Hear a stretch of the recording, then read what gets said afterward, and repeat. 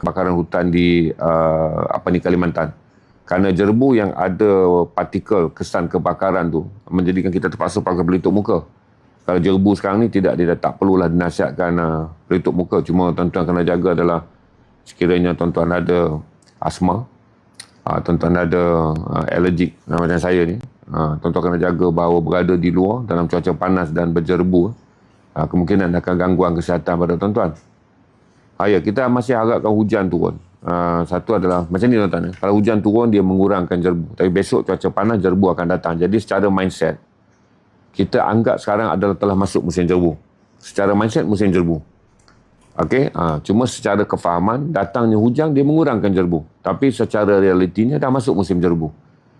Berarti kalau tuan-tuan nak atur piawaian hidup tuan-tuan, piawailah hidup tuan-tuan dengan memahami kesihatan tuan-tuan, kesihatan anak tuan-tuan, keluarga tuan-tuan, bahawa kita telah masuk ke fasa jerbu. Berarti kalau datang hujan, mengurangkan jerbu. Jadi senang kita ada mindset tu dengan menganggap bahawa kita telah melalui musim jerbu, iaitu cuaca panas yang sangat besar telah menghasilkan jerbu, dan hujan yang datang tak boleh menghapuskan jerbu, dia hanya mengurangkan tekanan jerbu. Jadi kalau kita faham bagaimana kaedah berfikir untuk memahami cuaca hari ini, kita dah faham kita masuk musim panas. Cuma alhamdulillah kita ada selaan hujan. Tetapi kalau selaan hujan ni berhenti, berarti kita akan dapat jerbu kekal. Dan kemungkinan indeks kesihatan kita akan naik, indeks jerbu kita ni akan naik ke paras sangat tidak sihat, iaitu melepasi 200 bacaan. Jadi macam kami di Ceras ni sentiasa bersedia lah, sebab Ceras ni pernah capai 200 dekat 300 pun. Sebab saya tinggal di sini daripada 2010.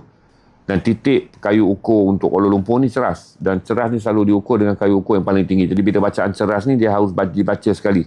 Sampai ke Langat, sampai ke KL. Sebab pemancar indeks tu dibaca di kawasan ni. Jadi janganlah ingat Ceras saja.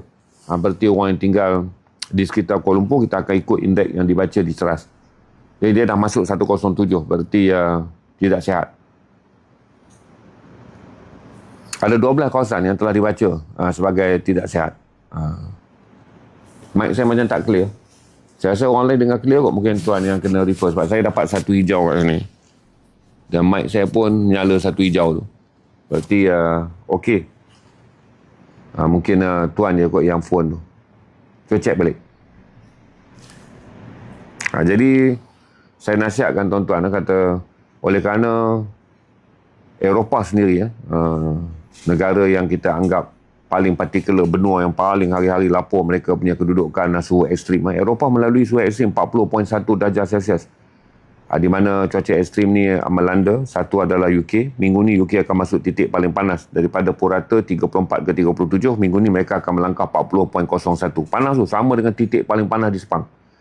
Kemudian dia akan rentas sampai ke Portugal, masuk ke Perancis, dan dia akan pergi sampai ke Sepanyol yang sedang mengalami kebakaran hutan. Itu yang ada di benua Eropah yang dibaca pada titik ekstrim. Dan tuan-tuan harus baca juga bahawa Kanada juga melalui titik ekstrim dan Amerika Syarikat juga melalui titik ekstrim berbagi beberapa kawasan. Itu ada kawasan kebakaran hutan di Kanada yang proses pemadaman dia tak selesai sampai sekarang, dah masuk seminggu. Manakala yang ada di Sepanyol dah masuk 3 minggu. Berarti Eropah juga bersedia untuk masuki pintu musim panas yang ekstrim. El Nino yang terburuk. Kerana Eropah yang gazet 100 tahun yang paling buruk. Untuk pengetahuan tuan-tuan, bila saya sebut El Nino paling buruk dengan cuaca panas paling ekstrim, gazet yang paling teruk adalah gazet daripada Eropah. Sebab dia kata ini yang terburuk dalam tempoh 100 tahun. Kalau tuan-tuan tengok gazet di tempat yang lain, dia kata 40 tahun yang paling buruk bagi Jepun. Berarti kita tak begitu banyak data. Kita tunggu je lah, nanti kita akan gazet. Sekarang ni kita gazet lebih buruk daripada 2023 yang setakat kita ada. Tapi ekstrim dia mungkin akan menjadikan sama ada. Sebab kita jarang gazet musim panas kita. Kita gazet 1917, 1954. El Nino yang membawa kepada hujan yang memberikan banjir besar. 1917 kita ada banjir besar di Terengganu, di Kelantan. Kemudian kita ada 1954. Lepas tu kita ada 1994. Dan akhir sekali kita ada 2018. Kemudian kita ada 2021. Jadi kita banyak baca gazet kita adalah hujan yang membawa kepada banjir besar. Jadi kita jarang partikular kerana panas yang paling ekstrim kita jarang, sebab kita adalah negara tropika. Berbanding dengan Eropah ni, musim panas mereka yang pendek, 3 bulan, adalah musim boleh membawa kematian yang sangat tinggi. Iaitu apa dipanggil sebagai stroke harbor. Menjadikan Eropah sangat berjaga-jaga. Bila stroke harbor pusingan pertama landa Portugal, dulu 1,000 orang mati.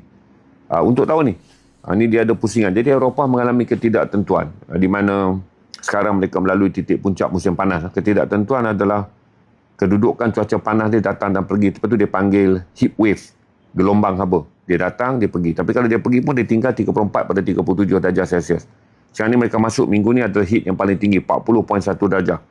Jadi 40.1 darjah ni adalah heat yang paling tinggi untuk Malaysia setiap kali bulan Februari. Setiap kali bulan Februari, apabila waktu kita ada Sepang punya GP dulu kan. Salah satu GP Sepang yang unik di Malaysia ni adalah GP yang cater to race dalam keadaan musim panas yang sangat dahsyat. Dan sebab tu GP kita ni ada kadang-kadang jadi rain dance, di mana musim panas yang sangat teruk, tiba-tiba hari kita ada Grand Prix tu, ada hujan yang sangat lebat. Menjadikan pasukan teknikal, walaupun Grand Prix waktu buat dekat Malaysia ni dulu unik dia adalah mereka sediakan tayar untuk menghadapi haba panas, tengah race ataupun hari yang berikut selepas hujan tayar tu, datangnya hujan. Dia kata paksa tukar tayar, jadi rain dance. Menjadikan sebelum kita menamatkan GP kita dan GP kembali tahun ni. GP kita adalah Februari dan di tempat yang paling panas Sepang. Itu yang tuan-tuan perlu faham. Sebab kita selalu dapat 40.1 ni, titik panas kita adalah di Cuping, Perlis. Kita ada titik panas di Pokok Sena Kedah. Itu sekitar dia. Kemudian kita akan pergi ke Kuala Terengganu. Kita ada Jerantuk di Pahang, titik panas. Kita ada Jempol di Negeri Sembilan. Dan kita ada beberapa lokasi saya tak boleh ingat di Sarawak. Dan kita ada Sepang di Kuala Lumpur. Ini semua titik yang ekstrim lah. Tapi kalau tuan-tuan tahu, kalau 37 darjah Celsius panas dan dia berlaku 3 hari berturut-turut, kalau ikut Kementerian Kesihatan, Kementerian Pendidikan, di atas nasihat Kementerian Kesihatan, sekolah kena tutup. Tapi tak mungkinlah kalau panjang begini yang kita akan alami heat panas yang tak dijangka berapa. Heat panas kita ni akan masuk November tahun ni sampailah Mac tahun 2027. Dia tak jangka heat tu berapa banyak. Sama ada 37, 40 ke, tapi kita baca 37 dan ke atas. Menjadikan tuan-tuan buat persediaan sekarang. Kalau sekarang dengan cuaca yang ada pun kita ada jerbu yang buruk. Berarti kerana dunia sedang memasuki pusingan El Nino yang banyak negara-negara di seluruh benua sedang menyatakan mereka akan berhadapan dengan El Nino yang teruk, kita pun kena bersedia. Berarti yang teruk bagi kita ni adalah satu, kita nak minta, satu adalah kebakaran hutan tidak berlaku. Kebiasaan kebakaran hutan ni datang daripada Sumatera dan datang daripada Kalimantan. Dan kemudian angin yang membawanya, menerbangkan partikel, kesan kebakaran. Jadi dia campur debu. Itu yang kita sebut jerbu bahaya. Kalau jerbu ni boleh berunding lagi. Kalau kita kena jerbu yang disebabkan kebakaran hutan daripada Sumatera dan juga daripada Kalimantan. Kita pernah isytiharkan darurat kesihatan. Tuan-tuan siapa yang masih ingat tahun darurat kesihatan 2011. Saya tengok darurat kesihatan di Malaysia akibat jerbu tahun bila. Tuan-tuan masih ingat kan? Port Kelang sampai tak boleh nampak langsung. Highway menjadi tempat yang tak selamat untuk kita pandu kerana jarak penglihatan kita sangat dekat. Jadi tuan-tuan tak perlu yang mana yang sebaya saya 2014 kita akan ingat. Saya ingat ramai yang masih ingat. Semua kena pakai mask sebab partikel daripada kesan pembakaran tu menghasilkan jerbu beracun yang bahaya untuk kesihatan. Lepas tu kita diburukkan lagi dengan Sepang. Mengalami kebakaran hutan tanah gambut. Di mana kebakaran hutan tanah gambut di Sepang menyebabkan kita ambil masa berbulan-bulan. Sebab dia tak boleh padam. Dia adalah tanah gambut yang basah di bahagian atas. Kemudian dia tumbuh pokok. Kebakaran tu berlaku di bawah. Akar-akar pokok ni terbakar di bawah. Bila akar pokok ni dia terbakar di bawah, dia menghasilkan bara yang keluar di permukaan tanah-tanah gambut. Menjadikan asap dia sangat complicated. Jadi kita ingat sebab supaya tak berlaku 2014, kita ada darurat kesihatan.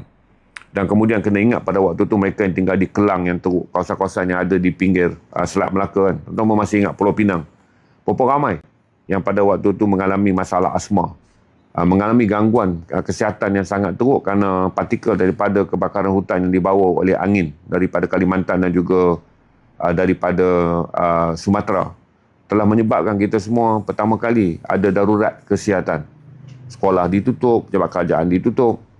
Jadi kita pun ada rekod 12 tahun yang lalu. Jadi sekarang kita harap pada tahun ni dengan kerjasama kerajaan Indonesia dan mereka yang mengusahakan ladang-ladang sawit untuk kembali memberikan perhatian yang sangat tinggi untuk menghapuskan daun-daun sawit yang lama tidak dibakar secara biar terbuka, dan bila terbakar secara terbuka kerana tanpa kering, dia tu menjadi kebakaran hutan. Jadi oleh kerana pelupusan ranting sawit lama yang di Kalimantan dan di Sumatera, kebiasaannya mereka gunakan cara pemusnahan yang mudah, iaitu bakar.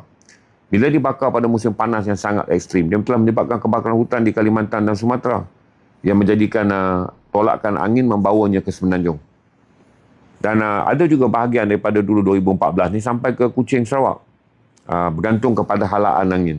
Jadi Kedah pun pernah kena. Walaupun halaan angin lebih ke utara, bila menyondong halaan angin, dia bawa lagi debu tu. Kedah pun pernah melalui tahap kesihatan yang berbahaya.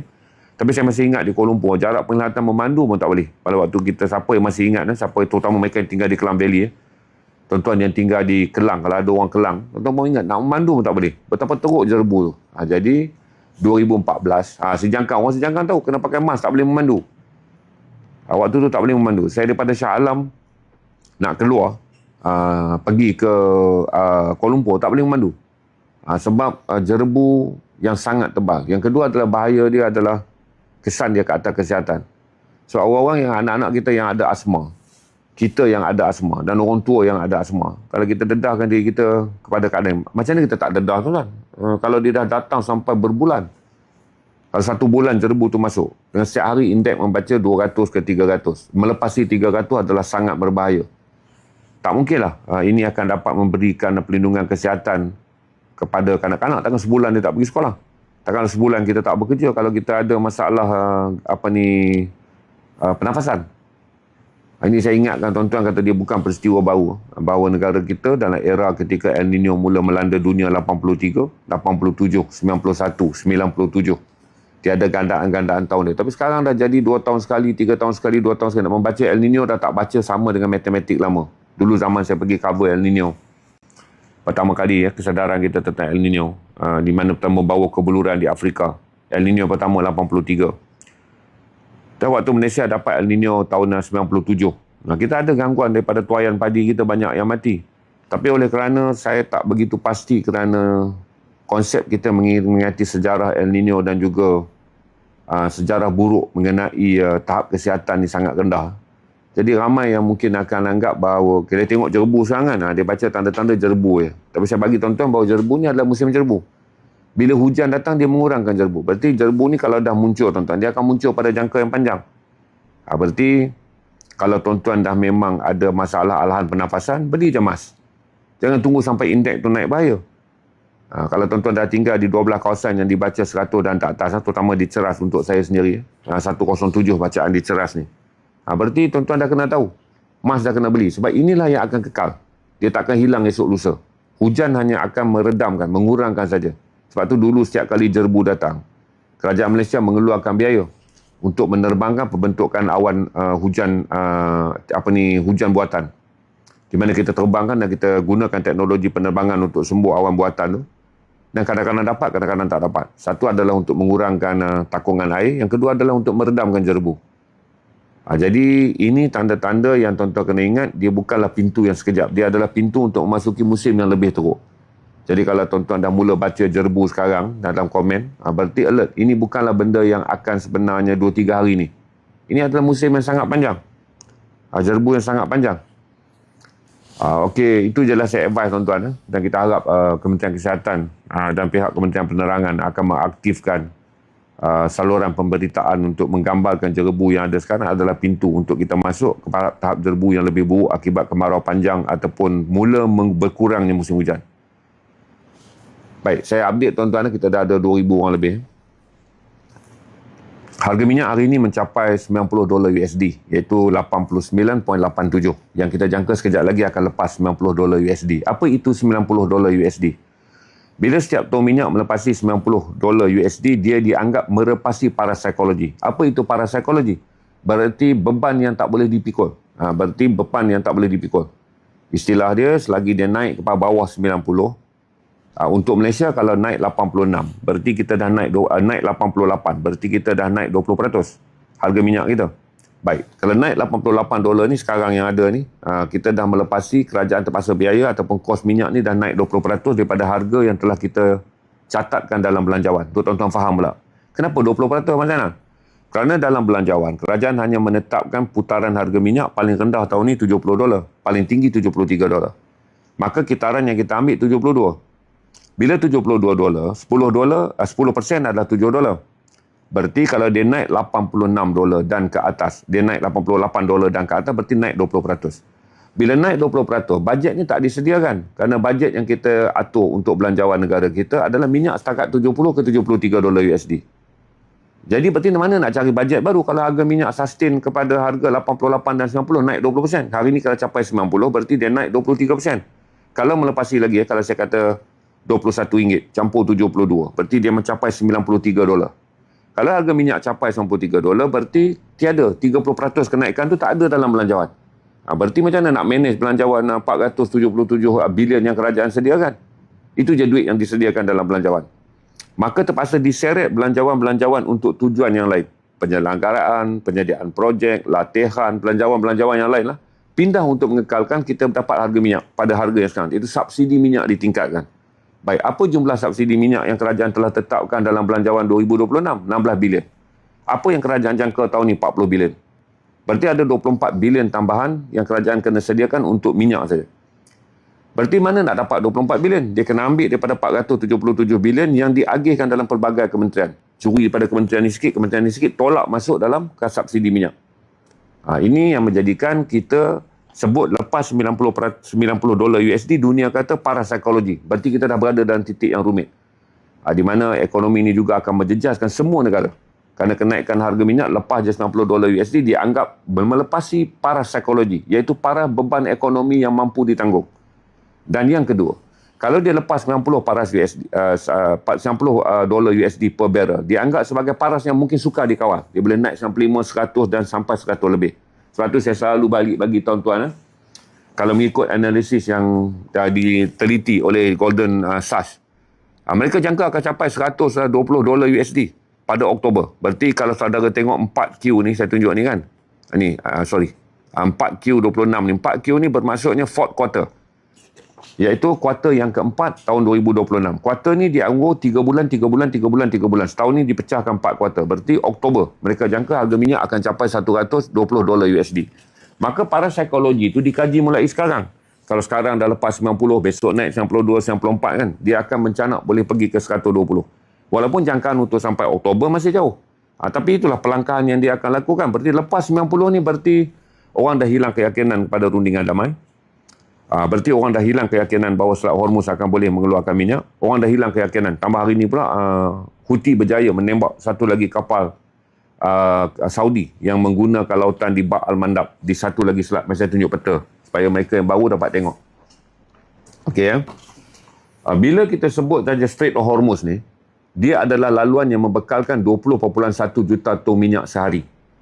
Okey, daripada mana minyak ini datang? Minyak ini datang daripada Iraq, minyak ini datang daripada Kuwait, minyak ini datang pada Bahrain, minyak ini datang pada Qatar, minyak ini datang daripada United Emirates dan minyak ini datang pada Oman.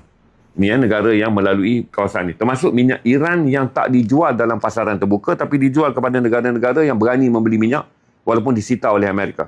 Berarti China, Rusia dan India ambil minyak Iran. Manakala negara-negara yang takut kepada Amerika dan takut terlibat dengan sekatan ni, dia beli minyak daripada 6 negara ni. Berarti 7 negara tak boleh mengeluarkan minyak yang jumlahnya 20.1 juta ton minyak. 20.1 juta ton minyak ni mewakili berapa banyak minyak dunia? 20% minyak dunia. Baik. Sampai pula di sini yang Houthi serang ni. Berarti oleh kerana peta di sebelah Laut Merah ni adalah peta Saudi. Saudi ni tanah dia di sini. Saudi ada laluan yang kedua. Selain banyak dia keluar melalui Selat Hormuz, Saudi juga menggunakan Port Yanbu untuk mengeluarkan lagi minyak dekat sini. Berapa banyak Saudi keluarkan di sini? Saudi keluarkan 5.4 juta ton minyak. Berapa banyak jumlah dia kepada keperluan dunia? 7%. Campur tutup je Selat Hormuz dan campur tutupnya Selat Bab Al-Mandab ni, Laut Merah ni, berarti dunia kehilangan 27% minyak. Jadi serangan yang dibuat hari ni di sini, di mana Houthi melancarkan serangan kena satu kapal milik Arab Saudi yang menyebabkan 3 warga Pakistan terkorban, 1 warga Arab Saudi dan 2 warga Yaman. Warga Yaman ni adalah tentera Yaman yang nak pergi bantu kapal yang kena tembak. Bila dia sampai nak bantu, Houthi tembak lagi 1 peluru pandu. Menjadikan dunia melihat kedua-dua pintu ini adalah tertutup. Berarti Saudi tak dapat keluar. Yang lain dah memang tak boleh keluar lah pasal macam Iraq, Kuwait, Bahrain, Qatar, Oman dan Iran memang menggunakan selat ni. Saudi ada option. Di mana walaupun telaga dia banyak, tempat proses minyak dia banyak di bahagian ni, dia masih ada option pergi ke Yanbu. Pelabuhan Yanbu. Tapi pelabuhan Yanbu nak keluar di sini, Houthi yang pro Iran melancarkan serangan di kawasan ni. Berarti dengan adanya semua fakta yang kita lihat ni, kita faham kenapa Golden Sachs Bank atau Golden Sachs meramalkan harga minyak naik $120 USD kerana tak nampak jalan perang ni akan berakhir. Selagi tak selesai kedudukan Iran di Selat Hormuz, berarti Houthi yang pro Iran akan tetap menyerang Laut Merah. Berarti dia mestilah menyelesaikan kes di antara Iran dan Amerika, barulah boleh menyelesaikan kes Hormuz dan juga kes Selat Bab al-Mandab. Apa yang ada hari ini? Tak ada apa perkembangan. Iran tetap mengetatkan lagi tuntutan dia, Amerika mengetatkan lagi sekatan dia. Iaitu Iran tetap menuntut. Satu, dia nak satu apa yang dipanggil ni kenyataan Iran hari ini yang latest. Arik jangan pergi rata, saya nak ambil ni.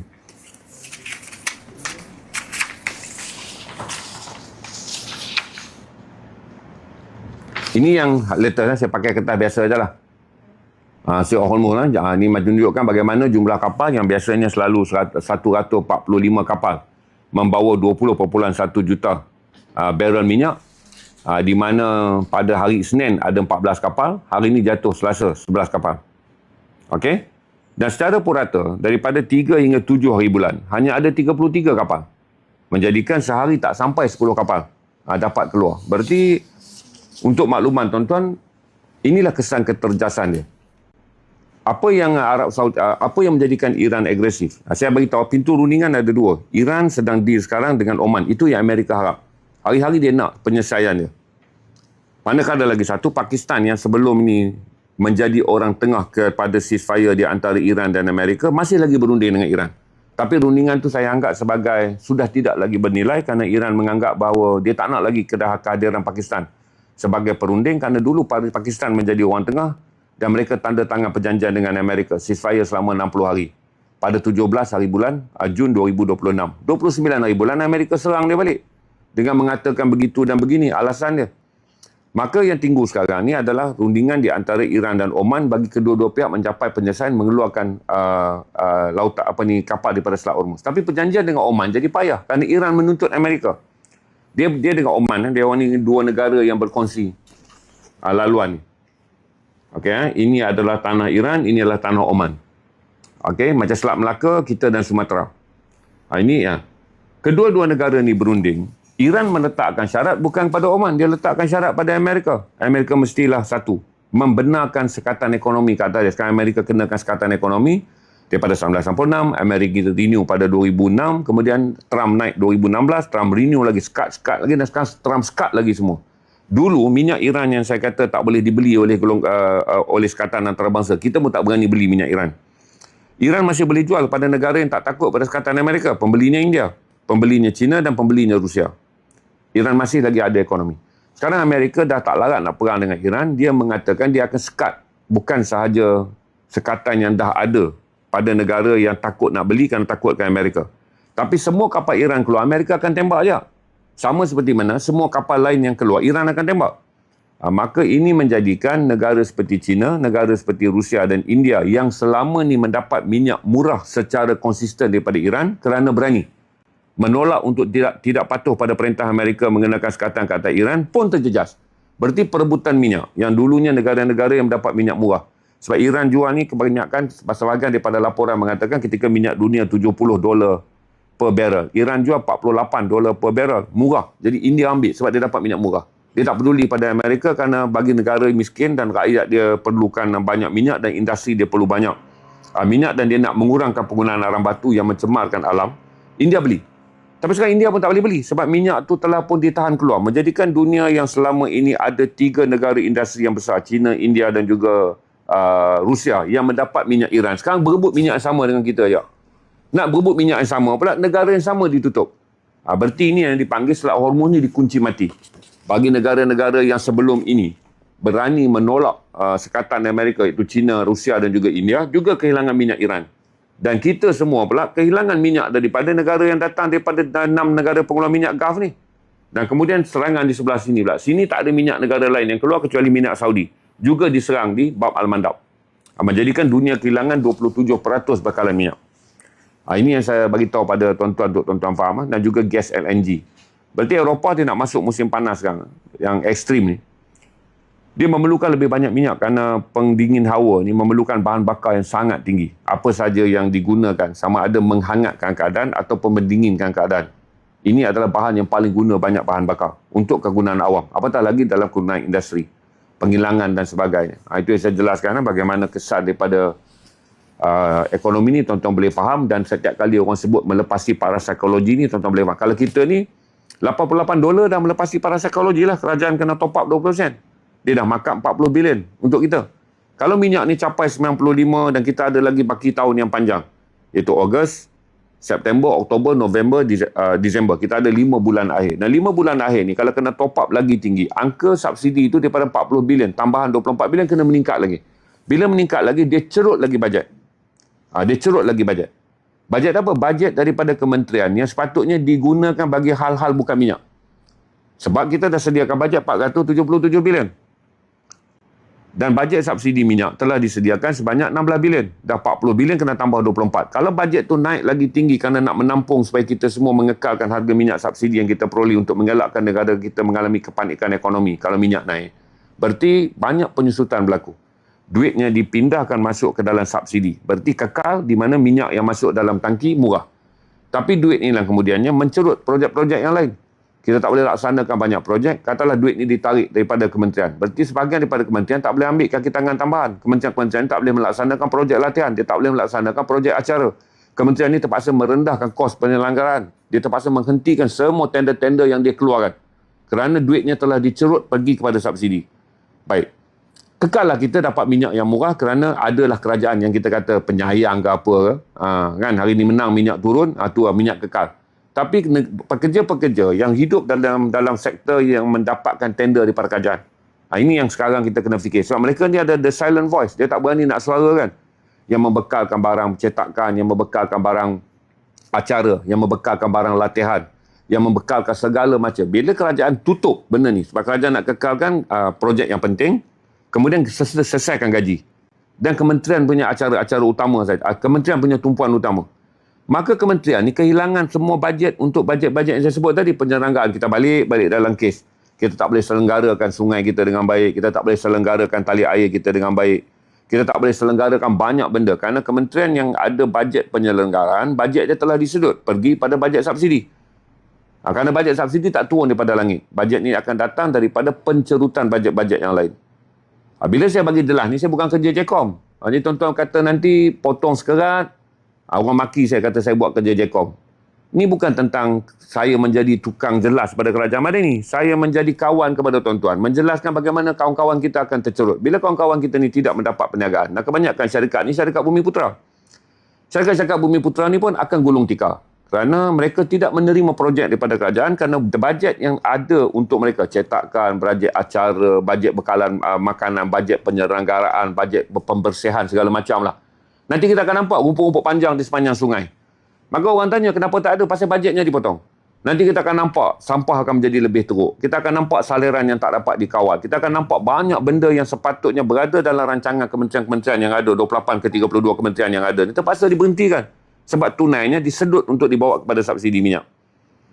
Jadi, kita selesalah dapat subsidi minyak. Maka, syarikat-syarikat perniagaan dan mereka yang bekerja di bawah syarikat ni, kalau 1,000 syarikat, kemudian ada 20 orang. Kita cerita 20,000 orang yang terjejas. 1,000 syarikat perniagaan pula, kebanyakan yang dalam tender MOF, bagi grade-grade tender kecil ni adalah syarikat Bumi Putra. Yang mereka ni menyediakan pada pekerja mereka 20-30 orang. Maka ini yang menjadikan ancaman yang paling besar, apa yang kita sebut melepasi parapsikologi dan kemudian bebannya kepada ekonomi. Menjadikan kita okey sebab kita dapat subsidi minyak. Tetapi untunglah sebab 20 juta kenderaan yang ada di Malaysia ni kekal dengan subsidi minyak. Tapi kasihanlah kepada berpuluh ribu orang yang lain akan terkesan kehilangan pekerjaan kerana dana yang telah disediakan untuk mereka bagi projek-projek mereka tiada lagi wujud. Kerana dana ini pergi kepada subsidi minyak. Itu matematik untuk tuan-tuan faham kenapa perang ni kita ambil pengetahuan. Dan apa kesan perang ni ke atas negeri kita. Sebab negara kita ni kan, saya cerita dekat tuan-tuan. Kalau 20,000 ke 50,000 orang nak hilang kerja, nak lawan suara 20 juta pengguna yang nakkan minyak, mestilah suara kita menang. Sebab kita nak minyak ni dikekalkan di subsidi. 50,000 orang ni dia menjadi apa yang dipanggil sebagai the tragic minority. Orang yang hilang kerja, dia nak komen tak boleh. Dia duduk dalam kasut yang sama dengan kita, pengguna minyak. Okey, dia duduk kasut yang sama, pemilik kenderaan, pengguna minyak. Tapi dia ada satu kasut yang lain pula. Iaitu kasut di mana mereka bekerja dengan syarikat-syarikat yang mendapat tender daripada kerajaan dan tender ni tak dikeluarkan kerana dananya telah dipindah pada subsidi minyak. Maka ratus puluh ribu orang akan hilang pekerjaan. Sebab tu kenapa dalam kes ni kita selalu berharap sama ada perang ini yang kita marah Amerika. Tapi kita minta Iran juga memahami bagaimana bertoleransi dengan perang ini kerana sebahagian besar daripada negara yang sedang terancam. Tapi Iran pun tak ada pilihan. Dia tak boleh fikir banyak tentang orang lain. Kerana dia pun berfikir tentang lebih 40 juta, lebih 70 juta rakyat dia juga dicengkam. Di mana untuk keluar daripada cengkaman sekatan yang dikenakan pada 1996, diperbarui 2006, diperbarui 2016, sekarang 2026. Angka 6 yang sangat malang kepada Iran. Iran juga akan mengambil langkah. Tak ada masa dia nak dengar pandangan negara-negara yang dicerut oleh kehilangan pekerjaan kerana dia sendiri dah ada ekonomi dia, inflasi dia 48%. Inflasi dia akan melambung tinggi. Dan Iran juga membawa masuk makanan daripada luar. Dan perdagangan-perdagangan lain juga melalui Selat Hormuz. Sebab Selat Hormuz ni bukan sahaja kapal dagang yang bersifat minyak. Dia juga kapal dagang yang membawa masuk makanan. Dia juga menjejaskan harga makanan di Saudi. Dia juga menjejaskan harga makanan di Qatar. Selain daripada ruang udara yang tidak selamat. Jadi kalau tuan-tuan faham ni dalam bahasa yang mudah, bila saya jelaskan tentang minyak ni, janganlah dipotong kata saya ni terdang jelaskan melebihi daripada JECOM. Dia tak perlu JECOM jelaskan. Kalau JECOM buat kerja ni, saya tak payah buat kerja ni. Senang. Jadi saya buat kerja ni bukan kerana JECOM, kerana tuan-tuan akan mula faham bagaimana kesan kenaikan harga minyak menggelincirkan puluhan ribu daripada kawan-kawan kita kehilangan pekerjaan.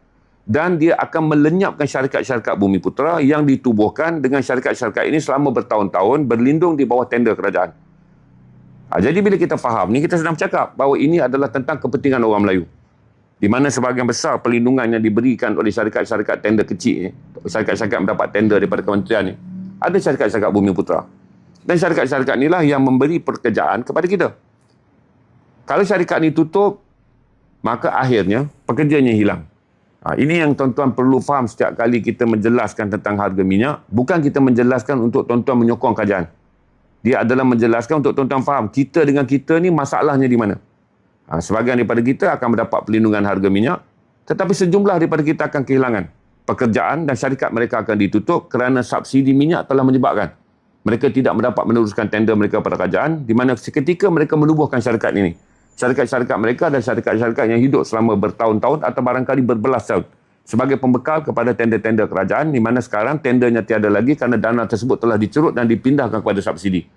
Kalau tuan-tuan faham, sebut faham. Supaya tak jadi salah faham, nanti ingat saya ni jurucakap kerajaan. Saya jurucakap kepada tuan-tuan untuk tuan-tuan faham pusingan cerutan ni berlaku bagaimana dan kasihannya kita ketika kita nakkan harga minyak tapi kita kehilangan berpuluh ribu kawan yang tak boleh bekerja. Dan beribu-ribu syarikat-syarikat Melayu ni adalah syarikat yang membayar cukai, yang membayar zakat. Kita faham? Senang. Nanti tuan-tuan akan dapat lihat, kalau syarikat-syarikat ni besar di Kuala Lumpur, tanyalah pesyarikat wilayah persekutuan. Kenapa kutipan zakat tahun ni akan jatuh? Kerana syarikat-syarikat Islam ini tidak lagi mampu membayar zakat.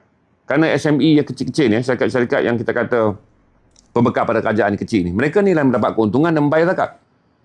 Nanti kerana banyaknya di wilayah persekutuan, dan banyak di negeri lain, kutipan zakat akan menurun. Kerana syarikat-syarikat yang menyumbang kepada zakat, ingat LHDN ni semua orang bayar, yang menyumbang pada zakat, ada syarikat-syarikat Islam. Dan apabila syarikat zakat ni menurun, timbul lagi pula masalah rentetan. Sampailah last sekali, tuan-tuan pun mula komplain. Dia ni anak 5, seorang ada kanser, dia potong pula bajet. Dia ni anak 3, 2 orang cacat, pun tak kena potong. Maka seketika tuan-tuan sedang berbincang dan menyalahkan tentang pejabat zakat. Tuan-tuan tak faham bahawa syarikat zakat, pejabat zakat sedang memotong dana zakat kerana kutipannya menurun. Kerana pembayar-pembayar zakat individu ni tak tinggi bayaran kita. Pembayar-pembayar zakat syarikat Bumiputera Islam ni yang tinggi. Syarikat Islam ni yang tinggi. Maka berlakulah sampailah hujung rantaian nanti orang-orang miskin yang berlindung di bawah dana zakat dan mereka yang selama ini menerima bayaran zakat pada tahun depan akan terjejas kerana zakat terpaksa mengecilkan dana bagi sumbangan dia kerana kutipan dia menjadi rendah. Kerana kutipan zakat ni adalah kutipan berasaskan keuntungan pada syarikat-syarikat Bumiputera yang berniaga. Jadi kalau tuan-tuan dah faham, mudah untuk kita ambil tahu bahawa sekurang-kurangnya besok kita faham kenapa kita nak perang ni selesai dengan cepat dan minyak dapat keluar. Supaya satu perkara yang akan kena pada kita mau tak mau akan sampai ke pintu rumah kita adalah kita akan juga menanggung sebahagian daripada krisis, akan menanggung krisis yang sangat besar di peringkat negara kita, terutama satu adalah kehilangan pekerjaan. Yang kedua, harga barang meningkat dengan tinggi.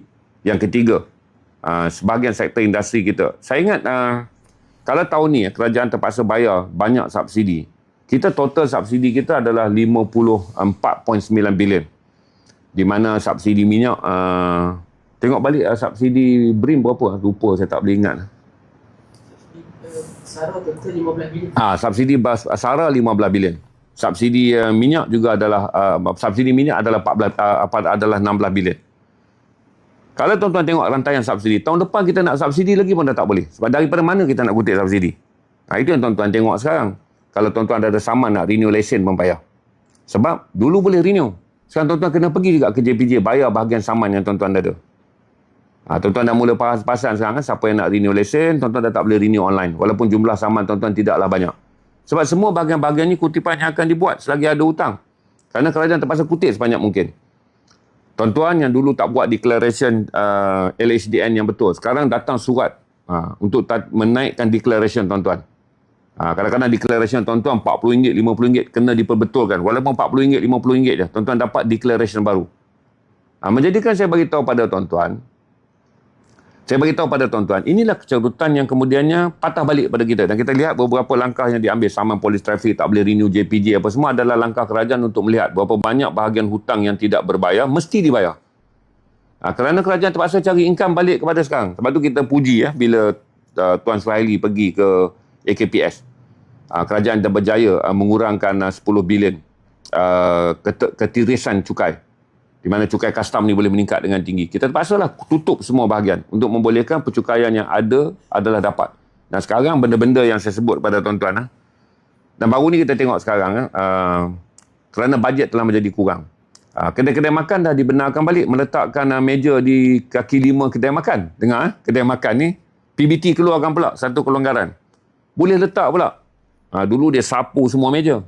Dia sapu semua anjung. Susahlah orang nak berniaga. Sebab jumlah dalam kedai ni boleh letak 20 meja.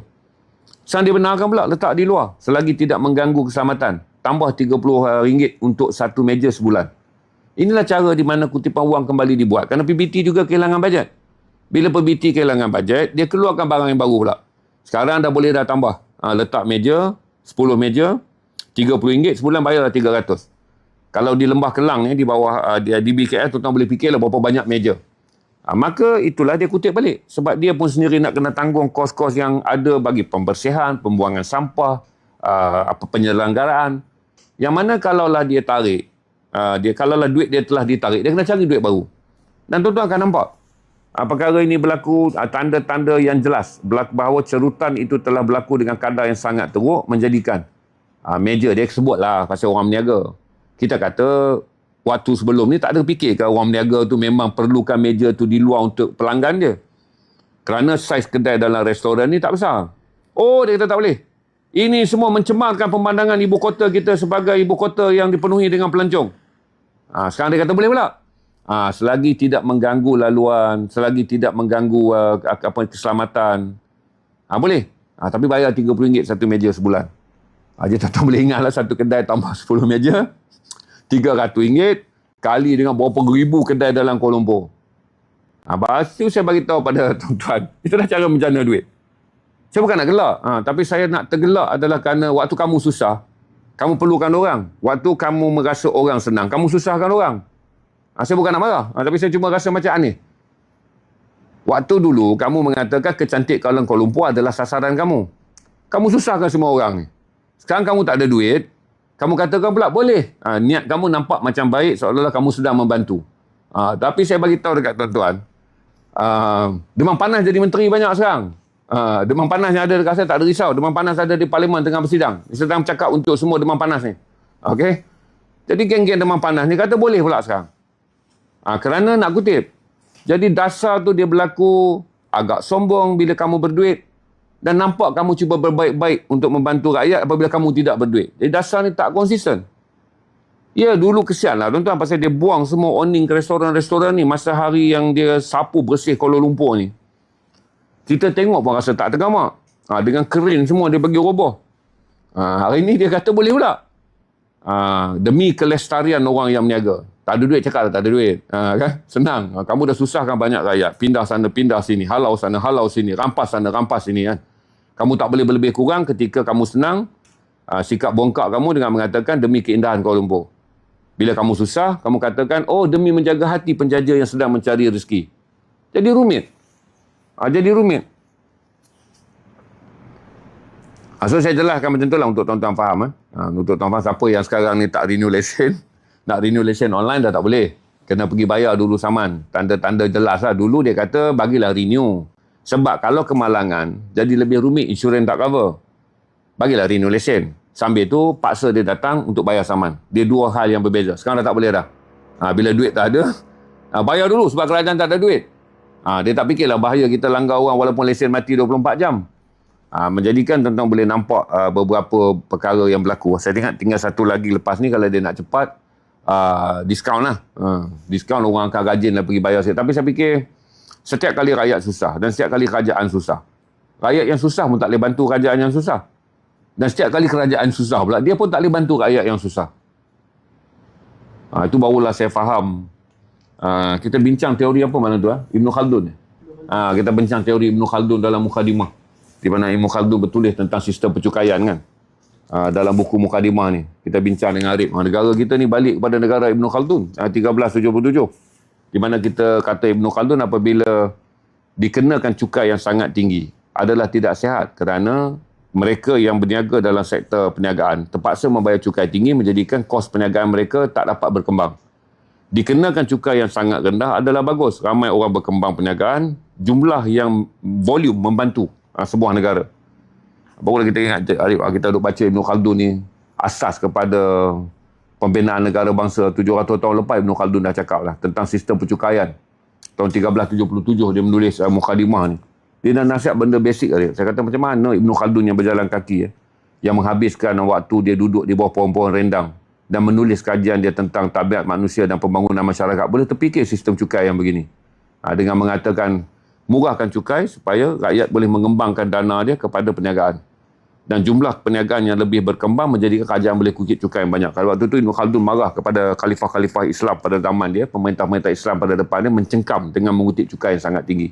Ibn Khaldun ni dia penasihat dia raja. Bila dia marah, nasihat dia tak dimakan dia raja.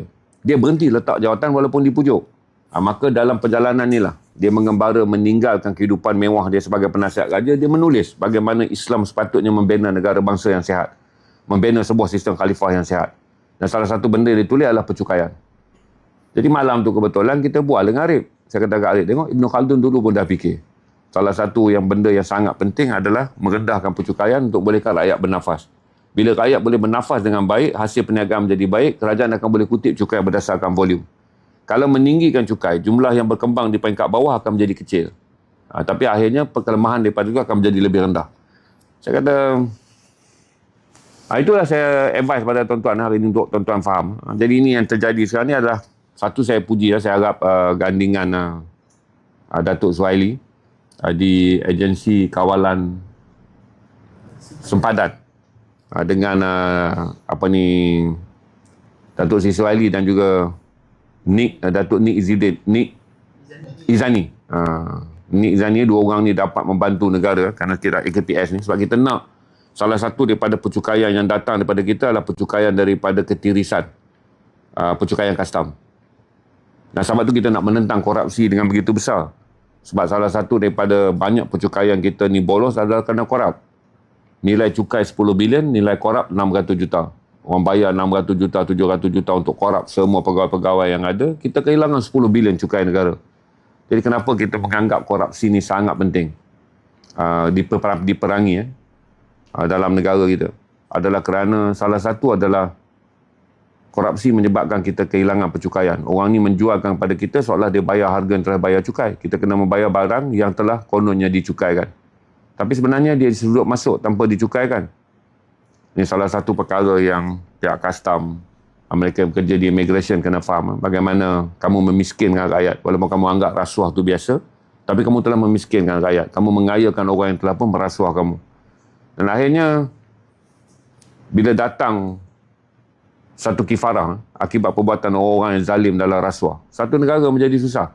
Sebab tu kadang-kadang kita kata memerangi rasuah ni bukan tentang seorang perasuah, tapi seseorang yang telah memiskinkan, telah menyusahkan seluruh negara, telah menimbulkan mudarat pada seluruh negara.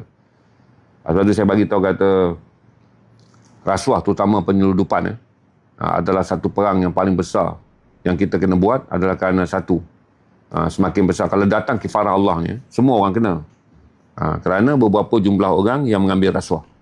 Dan beberapa jumlah orang memberi rasuah. Dahlah jumlah tu menyukarkan hidup rakyat kerana orang yang kaya menjualnya kepada rakyat dengan harga bercukai, tapi dia tidak memulakan cukai pada kerajaan kerana cukai tersebut telah pun disonglap dalam sistem rasuah. Dan kemudian mudarat dia lagi pula adalah rakyat. Menjadi lebih sukar kerana kerajaan tak dapat mengutip cukai daripada rasuah yang nilai dia mungkin ratusan juta dan jumlah cukai ini mungkin harga berbilion. Ini menjadi rumit. Sebab tu saya fikir kata salah satu daripada penyakit yang mesti kita baiki di tengah-tengah kita belajar kesusahan ini adalah menyokong semua mereka yang memerangi rasuah.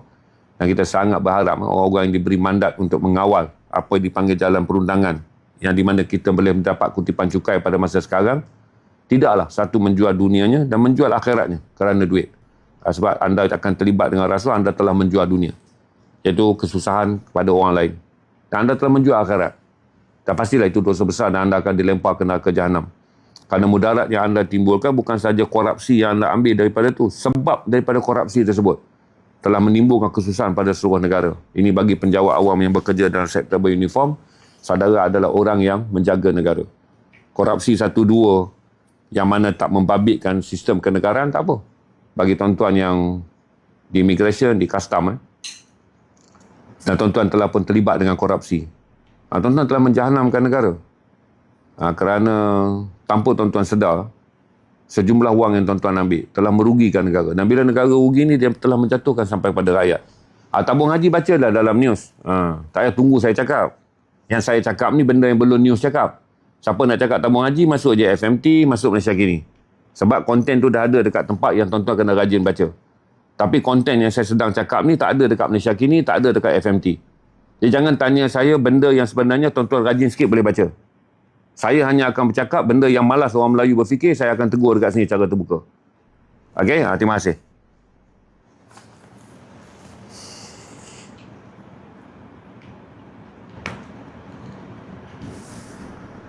Ada apa-apa tuan-tuan nak tanya? Saya minum air je.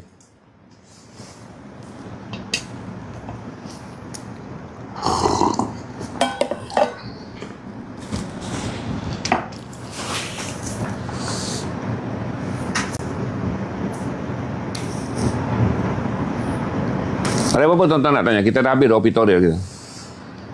Gaza saya update 9 malam. Guru tak datang lah hari ni. Semalam dia tidur sini. Semalam saya live dengan dia kan. Lepas saja live ni, saya live kedai makan. Nak sahkan Yunus tu siapa. 3,600 orang. Guru bukan konten tetap saya. Dia kalau dia datang je, dia minta nak live, saya bagilah. Dan dia selalunya bila dia dah ada duit, dia takkan live. Rojak dah habis. Sebab saya pun tak boleh nak simpan apa banyak. Sebab pada 17 kita lancarkan buku baru. Kemudian 21 kita lancarkan pula pakaian dan juga pesta buku. Ziarah stream di Pesta Buku Antarabangsa Johor. Kita berada di Johor. Jadi saya tak pasti kita boleh masuk Korojak ke tidak. Hari ni berapa bulan? 12. Cuba tanya Kak Fia, kalau kita ambil Korojak, berapa bulan boleh sampai? 500 set. Tak saya try tanya sebab ramai orang dah minta. Baju dan jaket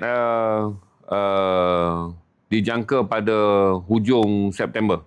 Baju dan jaket. Berarti tuan-tuan boleh dapat yang workwear dengan t-shirt minda membaca, rehlah minda tuan-tuan boleh dapat sebelum 21 hari bulan. Awal September, genap 4 tahun Ziad Restream, tuan-tuan akan dapat chino pen dan juga backer pen seluar. Hujung bulan tu je, barulah kita launching travel di mana home caravan. Saya Selamat Astrin dan juga pelancaran komik autism Iqbal akan kita lancarkan pada hujung September. Waktu tu tuan-tuan akan dapat banyak lah. Ribuan live seluar dan pakaian, topi, bandana, sling bag keluaran Ziad Restream di bawah jenama Rehlah. Itu baru besar. Dan kemudian lah sampai tahun depan lah buku-buku baru. Buku-buku saya masih kekalkan lagi. Sebagai peniaga, cuma kami cuba mengembangkan perniagaan minat saya terhadap fashion. Kita keluarkan. Cuma tuan-tuan tak akan dapat denim, cuma tuan-tuan akan dapat kebanyakan fashion yang bukan denim. Iaitu kebanyakan tuan-tuan yang follow saya bukan peminat jeans.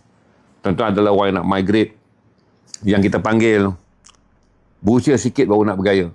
Jadi kita pindahkan pada kaki chino pen. Dia modern, dia nampak street dress up. Kita keluarkan big size sampai 40. Kita keluarkan, lepas tu tuan-tuan yang baru nak rasa macam nak bawa jeans kan, tuan-tuan nak main double ni, kita keluarkan double ni. Ni esok Noah ke designer kita. Kita keluarkan double ni. Ini double ni contoh. Kita keluarkan macam ni double ni. Tapi rasanya kita tak keluarkan olive kan. Kalau ada olive kita keluarkan olive. Tapi black dengan khaki dengan red cocoa kita keluarkan. Kita keluarkan ada jaket zipper macam ni. Okey, dia datang dengan corduroy dan dia datang dengan kain kain corduroy dan dia datang dengan kain dust cotton. Tapi color dia adalah color dust cotton cocoa. Itu je, saya sedang menumpukan kepada peralihan ZRA Stream 4 tahun ni kepada kita juga adalah butik fashion dengan harga mampu milik. Ya, ini kain dia apa semua, design dia saya dah berkenan. Cuma kita pergi nak tempah je lah, saya ambil tu hari daripada designer dia, try pakai. Okey. Big size sampai 40. Seluar kita keluar 30 sampai 40. Ini baju ni kahat. Dia datang dalam military camo. Saya baju untuk special edition workwear Rehlah Minda. Dia dalam RM200. Tu edisi limited edition berkotak. Okey, kalau seluar ni semua 180 je. Dan produk saya tak akan capai 220 ke atas. Itu saya dah letak dah limit. Tak akan melebihi 220 dan ke atas. Kasut je saya tak keluar. Seluar tu je lah, 18 ke 220. Kalau lah benda tu lebih 220, saya tak ambil. Dari segi deal, nanti nampak macam tak boleh jual below 220, saya tak akan ambil. T-shirt saya sama je. T-shirt saya akan keluar nanti Rehlah Minda. Kali ni kain lebih tebal, 250 gram, limited edition 300 lay, RM80. Baju workwear saya ni memang kain sangat cantik. Saya pakai sama kain dengan Flock Poppy pakai. Flock Poppy keluar limited edition Flock Poppy 20 tahun. Saya pun keluar. Kain yang sama. Macam ni. Kain yang sama macam ni. Nampak? Belakang nanti tuan-tuan akan dapat Rehlah Minda. Okey. Ini kain tebal tau. Bukan kain polyester. Ini kain tebal. Depan ni tuan-tuan akan dapat logo sayap ZRA Stream tu. Sebelah ni tuan-tuan akan dapat Rehlah. Patcher Rehlah. Sebab kita sentiasa nak kuatkan perkataan apabila anda memakai pakaian ZRA Stream, anda sentiasa ingat bahawa perjalanan anda adalah perjalanan untuk melihat kehidupan yang lebih baik. Edisi yang kedua kita akan lancarkan Rehlah POV, Point of View. Berjalanlah dengan sentiasa mengikut Rehlah Ibn Khaldun, mengikut Rehlah Ibn Fazlan, mengikut Rehlah Imam Ghazali yang dah habis kita jual, dan mengikut Rehlah Imam yang ni pun habis kita jual. Jadi kita bagi tahu kata konsep kita bawa adalah brand yang memboleh bila tuan-tuan bawa, tuan-tuan akan ingat buku-buku yang tuan-tuan baca, pesan yang banyak tuan-tuan dengar dalam stream saya. Lihatlah kehidupan ni dengan keadaan yang lebih baik, lihatlah kehidupan ni dengan keyakinan yang lebih tinggi.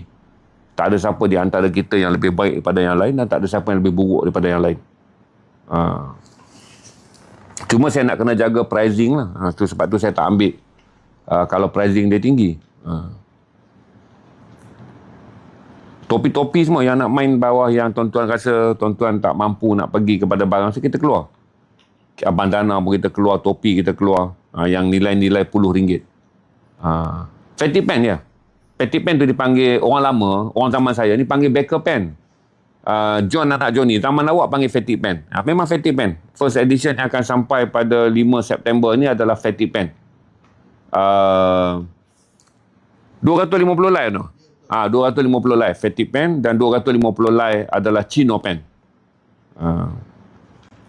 Minyak wangi senak saya nak jual tuan-tuan. Setiap kali minyak wangi saya kena lelong sebab saya bukan ahli kan. Setiap kali saya masuk minyak wangi, boleh buat kebajikan je lah. Minyak wangi tu dia bukan brand bisnes, dia adalah brand duit kebajikan. Malam ni pun kita nak pergi hantar 1,000. Terima kasih kawan-kawan yang bagi gift TikTok kan. Kita bagi 1,000 kepada anak-anak yang telah dipilih. Dia ada result sekolah okey, anak-anak jalanan result sekolah dia okey. 18 orang. Kita pilih untuk nak bawa bercuti. Kali ni kita bajet tak banyak kan. Bercuti mandi di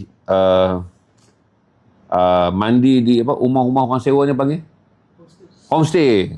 Mandi di homestay. 15 orang. Lepas tu kita pilihlah mak ayah dia mak yang akan menjaganya tu 6 orang. 21 orang. Dia orang minta kat saya bajet dalam 1,000 lebih, malam saya akan pergi runding lah, bayarkan kepada dia orang. Lepas tu tengoklah makan. Dia orang pun minta Sabtu Ahad. Tapi saya tak ambil lah Jumaat, Sabtu Ahad 2 hari. Budak-budak mandi puas sikit. Ajar anak-anak jalanan.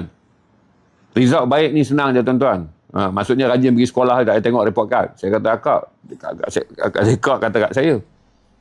Kak kata dia macam mana Haji nak tengok result baik, nak kena tanya cikgu pula.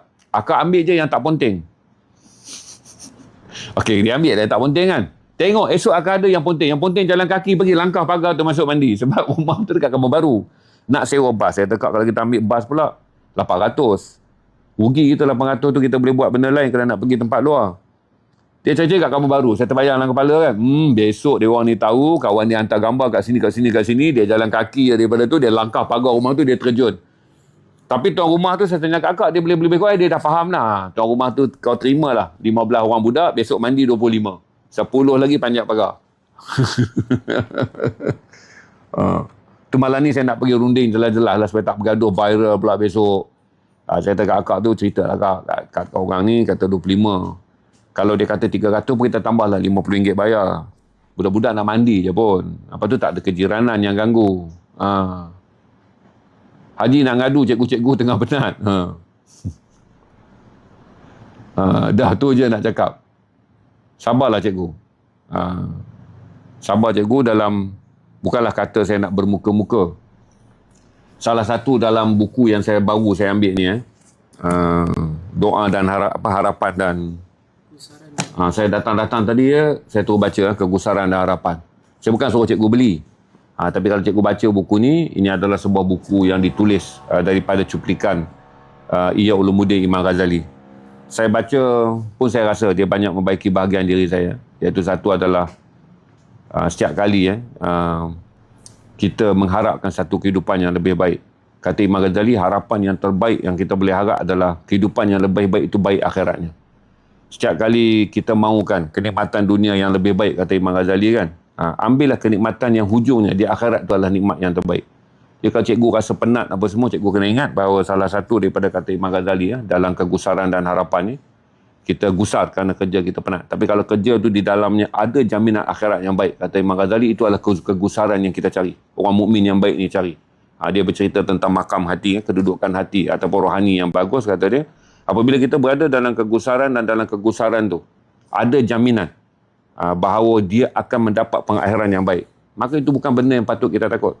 Kegusaran yang paling besar, kata Imam Ghazali, kita kena takut sekiranya kegusaran tersebut kita berada di tempat yang di mana hujungnya pembalasan Allah kepada kita adalah berat. Jadi baca buku ni kita akan bertenang dan berlapang dada banyak. Ni saya jual buku ni, baru sampai. Saya baru ambil 230 biji. On the way sampai.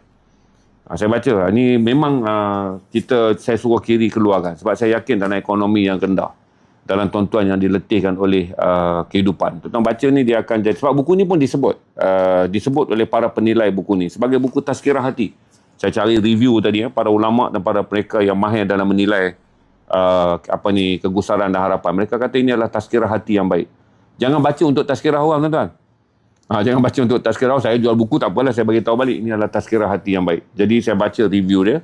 Keseluruhan mereka review buku ni. Sebahagian daripada ulama' juga review buku ni. Mereka mengatakan tazkirah hati yang baik. Jadi kalau cikgu-cikgu rasa penat, apa semua, tak apa, itu penat dunia. Cuma nak tengok gusar itu. Kerana penat gusar tu, hujung dia di mana?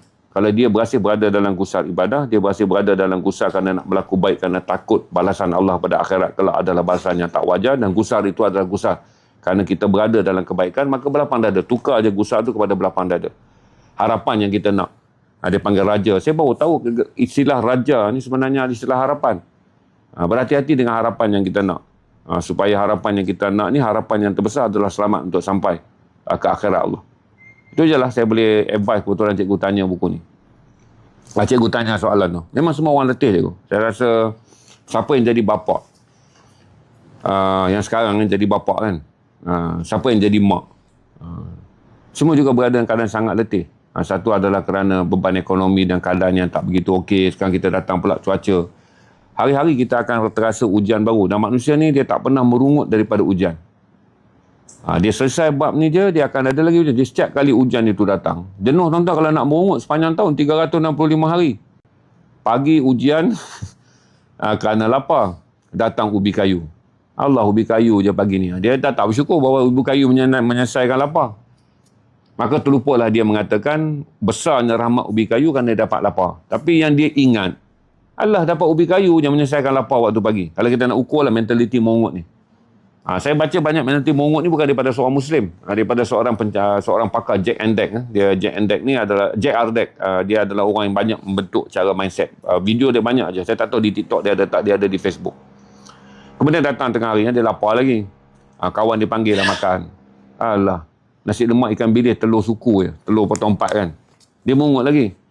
Petang dia lapar. Kebetulan kawan dia bawa bubur kacang. Aku tak nak makan, kau makan bubur kacang. Bubur kacang yang orang tak nak makan, aku makan. Malam dia balik rumah. Tak ada apa lauk. Bini dia kata, telur dengan ikan bilis lah bang. Kerja siang satu hari penat, 3 kali miss rezeki. Dia kata miss rezeki. Malam masih telur je. Maka tuan-tuan, lama-lama tuan-tuan akan mengungut dalam seumur hidup tuan-tuan. Sebab tu bila saya baca John Endek, dia melatih kita adalah menghargai setiap perkara yang kita dapat. Supaya kita berhenti budaya mungut. Macam saya kata tadi lah, bangun pagi kan mungut ubi kayu. Saya pun tak pasti dia expect apa, dia mungkin expect spaghetti lah. Kerana expectation, harapan, maka kita telah jatuh dalam keadaan yang sangat teruk kerana kita menganggap ubi kayu yang menyelesaikan lapar waktu pagi itu adalah satu rungutan. Ubi kayu je. Tengah hari Allah, nasi ni dia. Sampai dia balik rumah. Saya fikir rungutan ni tak selesai lah tuan-tuan. Sebab saya orang kuat mengungut. Saya cakap diri saya sendiri. Bila saya toleh balik 40 tahun lepas, 50 tahun lepas ketika hidup belum apa-apa. Sampailah sekarang. Saya kata doa duk minta lagi. Doa duk minta lagi ya. Duk minta lagi. Hinggalah saya terfikir bahawa bukankah 3/4 doa untuk orang tua beruban macam saya tu bersyukur tentang apa yang diperolehi.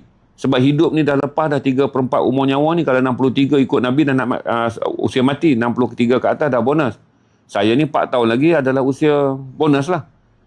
Maka dalam usia sekarang ni saya kata tak berhenti lagi ke nak meminta. Sebab pula saya teringat daripada dulu dilatih bahawa had meminta ni tak ada. Kan kita dilatih kan minta lah kan. Had yang dilatih untuk meminta ni tak pernah berhenti. Tak pernah cukup. Maka kerana memintanya tak pernah cukup, hati tak pernah rasa puas.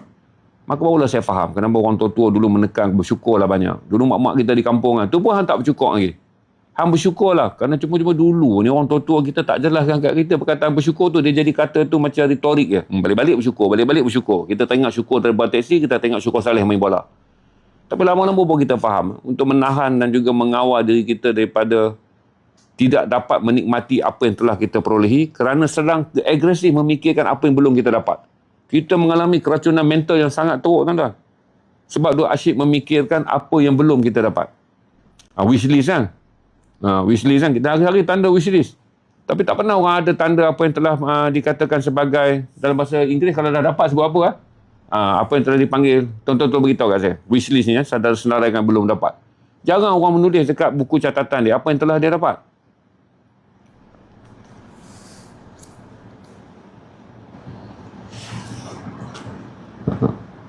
Gain list. Yang dah dapat tak ada. Tak ada orang dapat bucket list gratitude. Macam-macam. Janganlah tuan-tuan ingat. Jangan tuan-tuan tulis. Jangan tuan-tuan tulis. Sebab tu lama-lama barulah saya fikir kata bila tuan-tuan baca intro Imam Ghazali ni tentang intro mana dia buku dia? Ni. Tuan-tuan baca intro buku ni pun dah cukup. Kegusaran dan Harapan ni. Kerana dia dipetik dalam segmen yang khas dalam Ihya Ulumuddin adalah bila kiri keluarkan buku ni, kita kata keluar sebab inilah banyak benda yang akan menjadi tazkirah pada kita. Saya rasa saya baca buku ni memang saya anggap saya dapat ni stok ni dapat awal tapi ilham bagi saya tadi kan. Saya baca dan saya fikir kata tuan-tuan baca dan jadikanlah tazkirah hati tuan-tuan. Okey. Ni saya nak buat naik combo kan dia. Jangan naikkan dia solo dulu.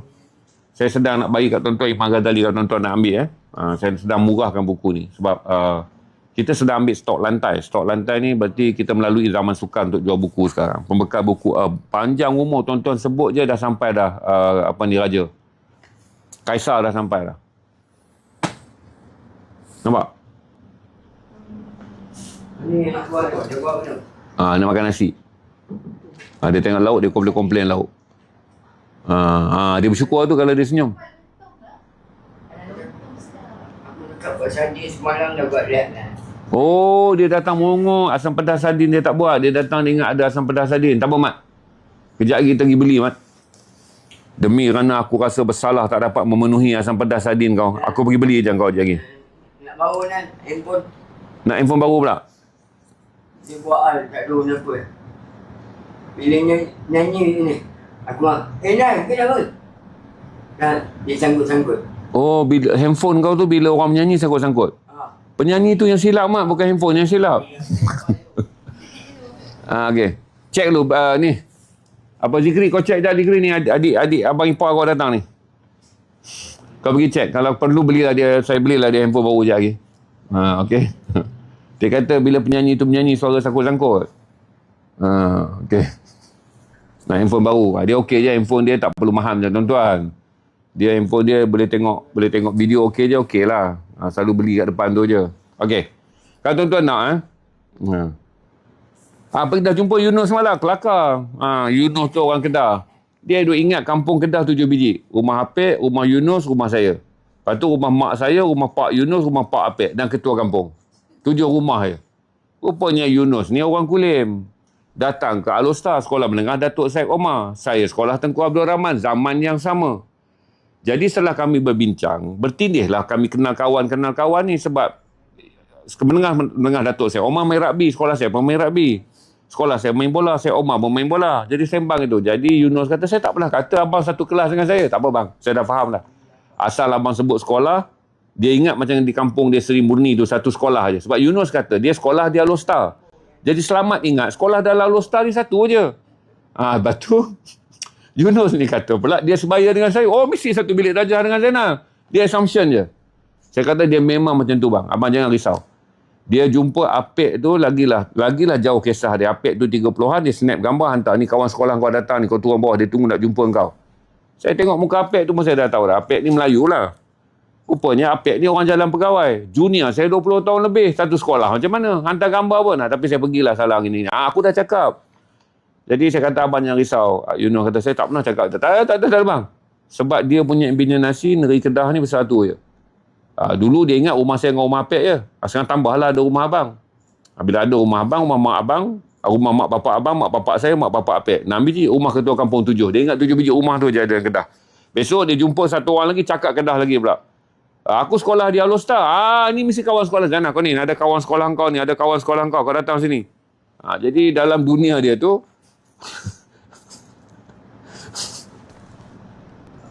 Allah. Kami live malam 3,600 orang melihat kami makan tentang Yunus kedai Arab pula.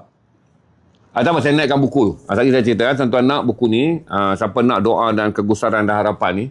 Kalau tuan-tuan ambil satu, saya belanja je RM30 hari ni. Ingat nak, Ilham turunkan harga sekarang. Tuan-tuan nak satu. Tapi kalau tuan-tuan nak ambil sekali dengan himpunan doa Imam Ghazali, okey, tuan-tuan bayar RM50. Jadi tuan-tuan dah dapat diskaun RM5. Okey.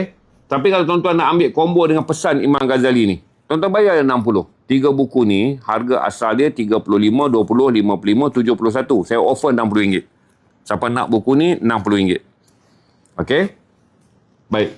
Imam Ghazali juga ada 3 lagi buku dia yang saya ada dalam edisi mewah terbitan IDBE. Yang ni terbitan IDBE ni edisi mewah. Ni Imam Ghazali berpesan tentang ilmu kalam, teguran buat orang awam serta penyelamat dari kesesatan. Imam Ghazali juga menulis tentang ciri-ciri pemisah antara orang Islam dan zindik ataupun orang munafik. Okey, buku mantik tak tu? Buku mantik tuan-tuan kena belajar sendiri. Dari sebab tuan-tuan baca, tuan-tuan kuasai hujah dia, tuan-tuan akan kuasai mantik dia. Yang ni RM375. Saya belanja hari ni 3 RM65. Diskaun RM10. Okey. Zindik tu munafik. Perkataan zindik ni munafik. Orang-orang yang kelihatannya beragama Islam tapi perangainya macam bukan Islam. Okey, tuan-tuan nak ni. Okey, baik. Saya naikkan dulu Berarti kalau tuan-tuan nak 2 ni dulu, saya bagi dekat tuan-tuan 2 ni RM50. Tapi saya tambah dengan 26 pesan tasawuf Imam Ghazali ni. Bagaimana 26 sifat buruk kalau ada dalam diri kita. Tuan-tuan cek, tuan-tuan rasa dalam hujah Imam Ghazali ni. Kalau ada 26 ni, itulah kayu ukur. Tuan-tuan nak tahu ibadah tuan-tuan Allah terima ataupun tidak. Pertama, apabila datang rahmat kepada Allah daripada Allah, tuan-tuan bersyukur. Bila datang ujian, tuan-tuan memohon. Lepas tu apabila orang lain mendapat kelebihan, kemuliaan, tuan-tuan rasa dengki dan iri hati. Kerana tuan-tuan merasa ibadah tuan-tuan bagus, tuan-tuanlah sepatut mendapat semua tu. Ada je iri hati, dengki dan juga khianat, kata Imam Ghazali, sesungguhnya semua ibadah yang kamu buat tidak melindungi kamu. Dengan kata yang lain, ibadah tu tidak meningkatkan taraf hidup kamu sebagai seorang yang beribadah. Dan yang paling penting kata Imam Ghazali, kamu duduk dalam satu majlis memperkatakan hal-hal yang tidak memberi manfaat pada kamu dan orang lain. Ini ada 26 dalam ni. Kalau tuan-tuan nak 3 ni, saya belanja 60. Jadi tuan-tuan dapat diskaun 18,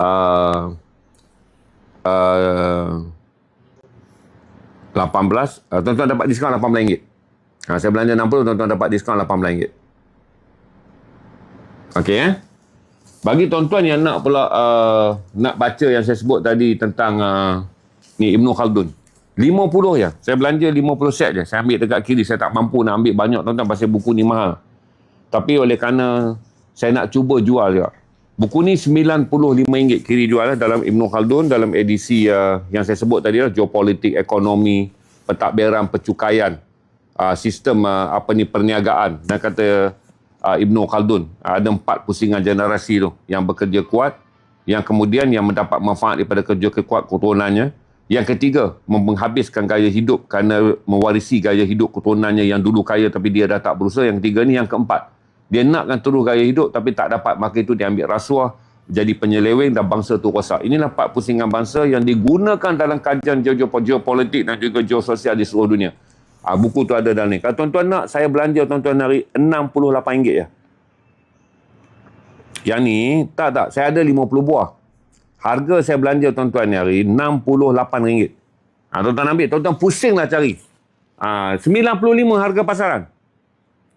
Saya belanja tuan-tuan RM68 je. Saya ada 50 buah je. Sebab saya kena ambil tunai buku ni. Tak boleh hutang. Buku ni ambil hari ni sampai bayar tunai. Jadi sebab tu saya bayar dekat tuan-tuan harga RM68 untuk tuan-tuan baca kekayaan ilmu Imam Ghazali ni. Saya untung per rolling pun okey lah. Dia panggil beranakkan duitnya. Beli margin kecil. Tak apa, orang ambil 50. Besok beli margin kecil. Tapi buku ni dah tak ada. Stok dia tinggal 119 Kiri cakap. Lebih kurang 119 buah. Dia pun dah tak print dah. Okey, buku ni dulu saya pernah jual 2,700 buah waktu ekonomi okey. Siapa nak ambil, saya belanja RM68 je. Saya ada 50 buah je saya berani ambil dekat kiri, sebab buku kiri ni kita kena tolong dia orang sekarang. Beli tunai. Dulu penerbit-penerbit buku bagi kat saya akan bayar 2 minggu kemudian. Sekarang penerbit buku tak ada duit. Dia orang minta telefon jual buku ni pada harga lelong pada saya. Saya bagi duit, barulah dia orang boleh bayar ke kilang, keluarkan buku baru. Jadi siapa nak buku yang ditulis 700 tahun dulu oleh bapa yang telah diiktiraf oleh dunia. Tak berat. Saya baca pada tuan-tuan. Buku ni diiktiraf sebagai bapa pengasas ilmu. Anak tuan-tuan pergi belajar sosiologi, antropologi dan historiografi, penstrukturan sejarah. Okey, buku ni diiktiraf oleh Barat. Kalau nak combo boleh saya bagi dengan Muhammad. Nak combo besar, combo kecil. Tak apa, saya bagi dulu buku ni 68 lock dulu. Nanti dah habis tuan-tuan. Ni lah, tuan-tuan nak dengan mana?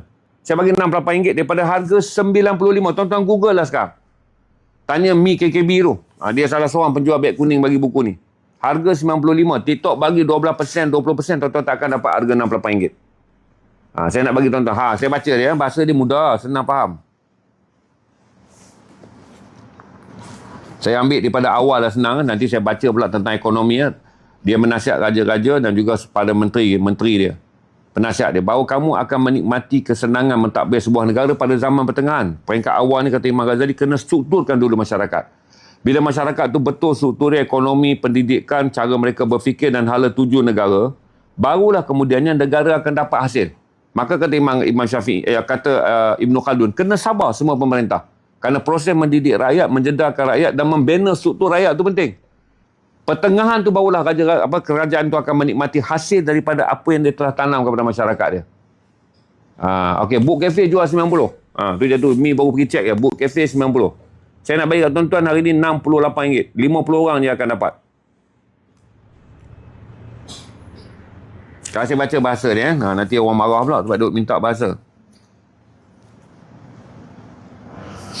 Saya bagi Abdul Rahman Muhammad Al-Qaldu. Saya baca Amma Bardu.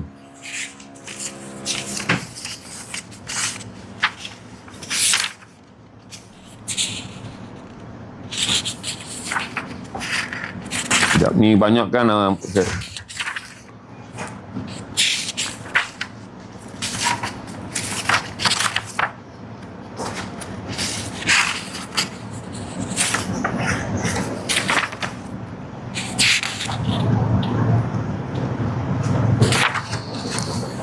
Salah satu benda nota kaki yang saya suka penulis ni dulu ya. Ternyata Ibn Khaldun mengubah fikiran dan memadankan sejarah tentang Timur ke dalam hasil kerjanya yang diusahakan pada peringkat awal. Okay, saya akan pergi pada buku daripada kitab Al-Ibar. Ayat yang pertama dia, sesuatu yang harus diketahui ialah sejarah. Sesuatu hakikatnya adalah maklumat tentang organisasi sosial manusia. Ialah sesuatu yang serupa dengan peradaban dunia, yang menyentuh tentang kisah berkait rapat dengan sifat semula jadi peradaban. Sebagai contoh, keganasan, keramah tamahan, perasaan dan golongan-golongan asabiah mereka yang berpuak-puak, dan pelbagai cara di mana sesuatu golongan itu berjaya menunduk ataupun mengubah golongan yang lainnya. Dan pelbagai lagi cara, dan ia juga menyentuh tentang kekuasaan seorang atau pemerintah-pemerintah yang daripada mereka telah terhasil pelbagai-bagai tanda peningkatan kualiti hidup atau kemeruduman, yang kegiatan di dalamnya wujud dalam pelbagai cara pentadbiran mereka. Juga kehidupan kita sendiri dengan ilmu pengetahuan dan pertukangan serta apa saja yang kita pelajari. Ni dengan ilmu pengetahuan dan pertukangan, kalau kita nak bagi tahu TVET ni, kita dah boleh cerita dah. Itu saya kata kena luas bila baca Ibn Khaldun, sebab pada zaman dia kata dengan ilmu pengetahuan dan pertukangan, tak semua orang pada zaman dia, tak semua orang jadi intelek. Tak semua boleh jadi pemerintah. Sebab itu memang Ibn Khaldun kalau kita baca dengan halus, daripada awal dia dah sebut membina sebuah negara dengan ilmu pengetahuan dan pertukangan pada waktu itu. Kerja-kerja pertukangan penting untuk sebuah negara. Yang pada umumnya setiap manusia melakukan sebahagian daripada kegiatan usaha ini dengan cara kebolehannya sendiri untuk membangunkan sesuatu tamadun. Dan begitulah seadanya. Berarti kalau tuan-tuan baca dalam konteks ni, tuan-tuan ambil bulatkan dalam, dulu masa saya baca buku saya sendiri, saya ada bulatkan perkataan tu. Oh, saya kata rupanya Ibn Khaldun dah susun dah. Sebuah masyarakat bukan melahirkan orang cerdik je. Maka itu ada bulat dia letak. Saya bulatkan situ. Pertukangan. Sebab zaman dia tu kerja kilang, kerja mesin, tukang besi. Kita ni sekarang TVET, teknologi. Baru saya tahu, rupanya daripada dulu dia dah nampak bahawa satu masyarakat besar yang dia pantau daripada tanah Algeria dan sampai ke Cairo, iaitu Empire Islam yang besar pada zaman dia tu, 1377. Sebab dia start merantau pada usia tu sebelum dia wafat 1406. Dia nampak pertukangan.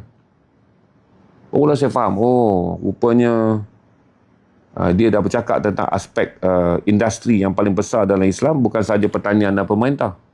Bukan sahaja cendekiawan, tapi orang-orang yang bertukang adalah salah satu daripada struktur sosial yang penting. Jadi kalau tuan-tuan nak, saya baca lagi bahagian tuan-tuan. Dia susun 6 perkara dalam pembangunan negara. Lepas tu dia kata yang pertama tadi, salah satu daripada, dia bagi ada 6 prinsip pembangunan negara. Sesuatu yang tidak lazim dan tidak akan, dia kata salah satu sebab ialah pendirian tidak mahu terlibat, menyebelahi ataupun mana-mana pendapat. Jika sekiranya seorang itu tidak memihak sewaktu menerima sesuatu maklumat, ia akan menyumbang kepada satu pendidikan yang kritis. Dengan orang yang tidak memihak pada satu maklumat. Dia ajar ni 700 tahun dulu. Orang yang tidak memihak pada satu maklumat, dia akan menimbangnya dan menjadikan fikirannya kritis. Ini Imam Ghazali sebut. Dia kata,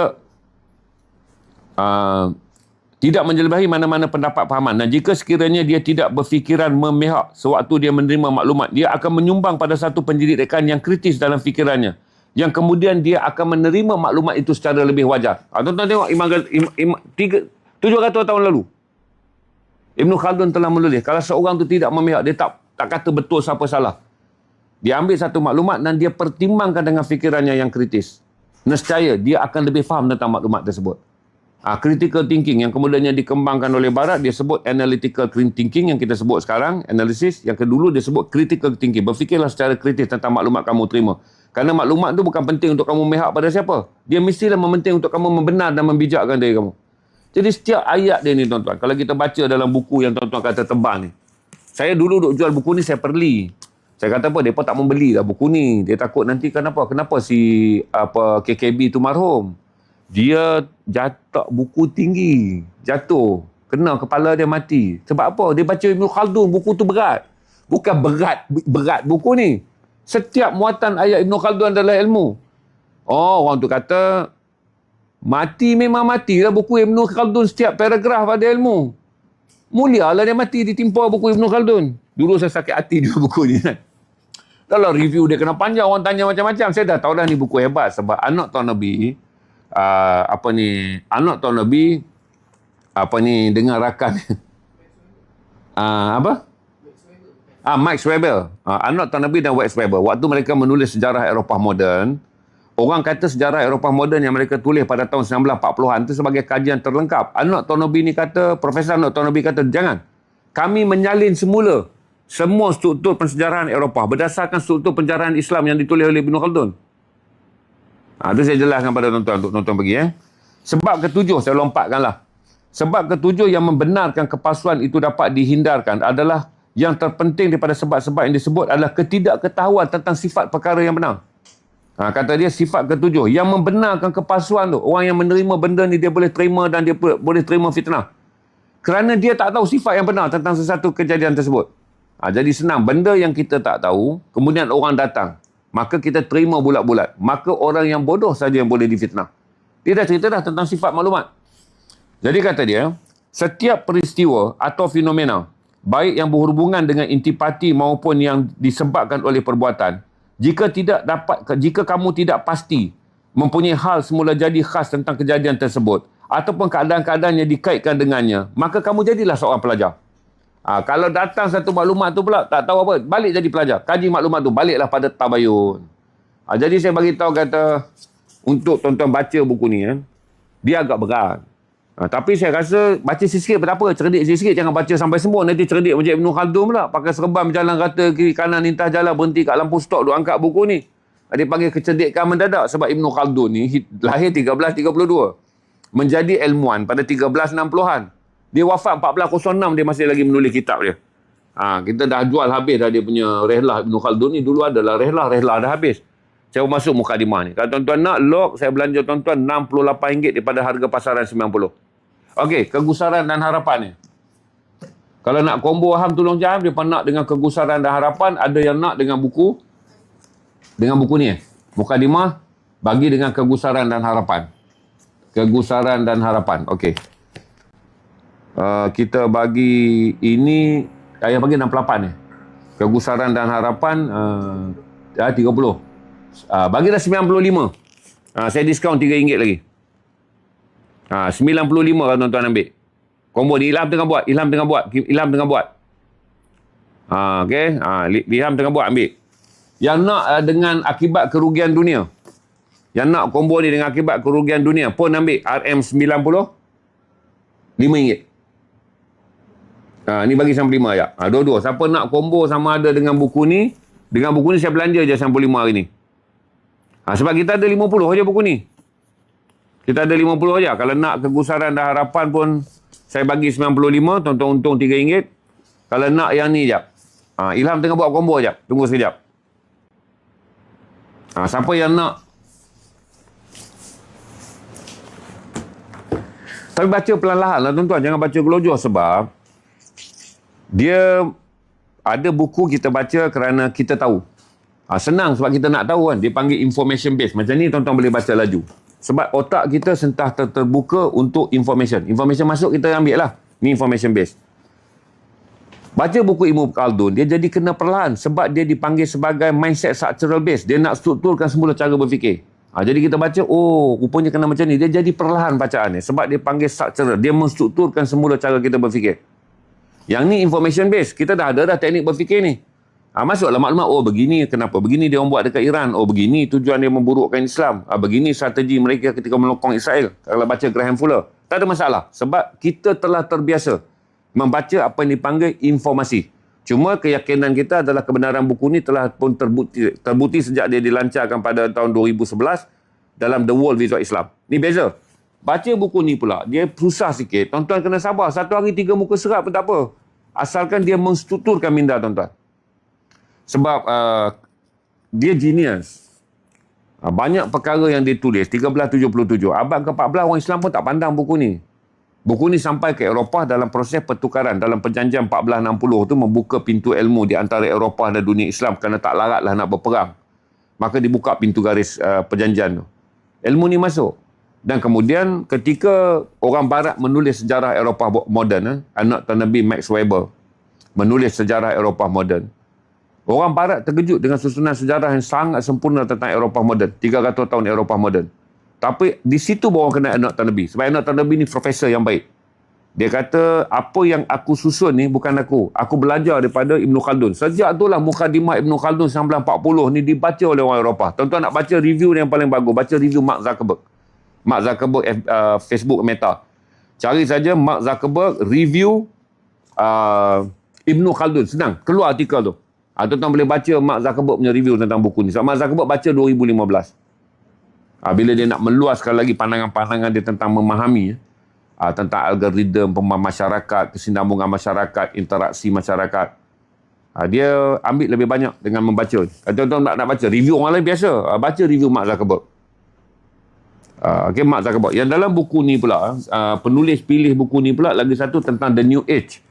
Bila penterjemahan ni dibuat, penulis yang menterjemah buku ni, dia kata salah satu adalah banyak orang percaya bahawa kemurnian kerohanian boleh diperolehi dengan falsafah. The New Age kan? Iaitu anda memiliki jiwa yang baik tapi tak perlu ada Tuhan. Maka salah satu kenapa dia keluarkan buku ni, kerana dia bimbang. Orang Islam mula menerima apa yang dipanggil selagi benda tu baik. Kenapa kita tidak berpaksi pada dia? Tapi kata Imam Ghazali, konsepnya mestilah kerana Allah. Sekarang banyak orang cerita kan, bila kita kecewa dengan agama. Bukan kita kecewa dengan agama, suasana agama. Maka ramai orang pergi kepada aliran The New Age yang mengajar falsafah kebaikan dunia. Berasaskan kepada teori, kita panggil Khawarij barulah. Zaman Ibn Khaldun ni, kalau kita tengok dalam buku yang ditulis oleh sarjana barat mengenai Imam Ghazali. Imam Ghazali menulis buku ni kerana memerangi 4 golongan yang sangat dahsyat pada zaman dia. Khawarij, Mu'tazilah, Qadariyah, Jabariyah dan juga Fatamiyah. Ni zaman dia. Dan ini juga ketara dalam dia punya teks yang bersangkut mengenai penyelamat dari kesesatan. Ini Imam Ghazali tulis penyelamat. Imam Ghazali keluarkan juga satu buku ni yang kemudiannya penulis yang menulis buku ni semula, menterjemahkan buku ni, dia kata penting supaya bila orang Islam baca balik kegusaran ni, supaya bila datang idea-idea duniawi yang menyelesaikan falsafah. Falsafah maksudnya secara fikiran dia benar. Sama seperti Imam Ghazali kata William Montgomery Watt menentang Mu'tazilah dan juga golongan Khawarij yang bertolak kepada Islam adalah agama sains. Dia tentang pada waktu tu. Adalah benda yang sama. Iaitu banyak orang kemudiannya mendapat kebahagiaan daripada ajaran yang dianggap sebagai The New Age. Iaitu selesaikanlah saja. Hal ini berdasarkan logik dan juga kemudiannya nampak ketara kebaikan dia. Tapi kita tak boleh. Jadi penterjemah menarik kata tentang adanya akhirat. Sebab kita pun berasa bimbang di tengah-tengah kegusaran dan melemahnya pengstrukturan ulama' dalam pengaruh ke atas kita. Kerana kita berpecah kerana agama, kita berpecah kerana ulama' dilabelkan ulama' politik, kita berpecah kerana mazhab, kita berpecah. Akhirnya kita ada kekecewaan. Kita kekecewaan. Jadi apa ini tak? Dia kata kita bacalah balik tazkirah diri kita untuk pergi pada satu sumber yang di dalamnya bebas daripada politik, satu sumber yang bebas daripada mazhab, satu sumber yang telah diangkat oleh Ahli Sunnah wal Jamaah. Kalau kita nak pergi pada pengajian tasawuf ni, kita ada Syekh Imam Al-Ghazali. Yang seorang lagi Syekh Hasan. Bukan. Dua je. Apa ni? KKB. Seorang lagi siapa? Kita baca apa? Allah. Tak apalah. Tuan-tuan nak ambil ni dulu. Saya bagi tahu tuan-tuan. Itulah buku dia.